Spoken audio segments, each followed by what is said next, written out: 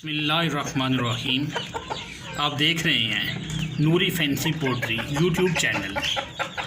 अस्सलाम वालेकुम दोस्तों, ये आपके सामने ब्रीड एस्ट्रोलॉग। जैसा कि अब अगस्त का महीना है और आगे नवंबर दिसंबर सर्दी आ रही है, ज़बरदस्त ब्रीड अंडों के लिए घरेलू सतह पे पालें, इन्हें घरेलू सतह पे रखें और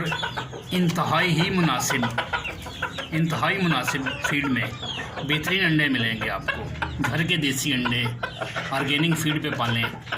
और इस मुर्गी का रिकॉर्ड है 365 दिनों में 364 अंडे तक ये आसानी से देती है।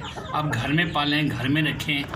घर की ऑर्गेनिक फीड से भी आपको 280 से 300 अंडा इसका सालाना मिलेगा इंशाअल्लाह। बेहतरीन ब्रीड है, बेहतरीन क्वालिटी है इसकी। ये सैंपल के तौर पे आपके सामने मैंने पेश किया, आप देखें। अगर आप पालना चाहते हैं इसके चिक्स आप लें, पालें। बेहतरीन ब्रीड है एस्ट्रोलॉग। अंडे खाएं, अंडे का साइज़ भी बड़ा होगा, ज़ायकेदार अंडा होगा, मज़े का अंडा होगा और ब्रीड आपके सामने है। ठीक है दोस्तों, दें इजाज़त। अल्लाह हाफिज़।